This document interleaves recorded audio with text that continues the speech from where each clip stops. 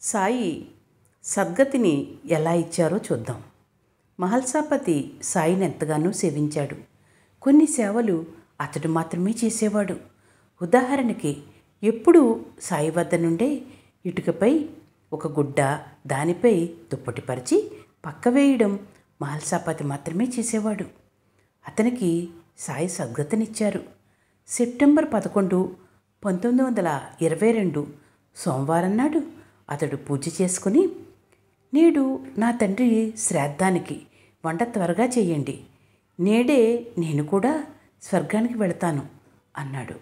అందరి భోజనాలు అయ్యాక అతడు కూడా తాంబూలం వేసుకుని కఫ్నీ ధరించి కుమారుడు మార్తాండుకు తన దండమిచ్చి భక్తి మార్గంలో జీవించు అని చెప్పి రామా అని ప్రాణం విడిచాడు.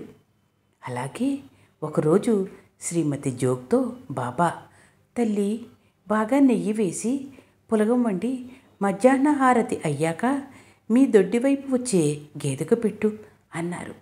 ఆమె పులగం చేసేసరికి దొడ్డివైపు ఒక గేదె వచ్చి పులగం తిని చనిపోయింది. ఆమె భయపడుతుంటే, బాబా, నీకే దోషమూ లేదు, దాని చివరి కోరికే తీరి అది మంచి జన్మకెళ్ళింది అని అభయమిచ్చారు. నేను సాయి లీలలే కాకుండా నేను రాసిన కథలు, ఇతరులు రాసిన కథలు కూడా చదువుతాను. మీరు వినాలనుకుంటే డిస్క్రిప్షన్లో లింకు పెడతాను, వినండి.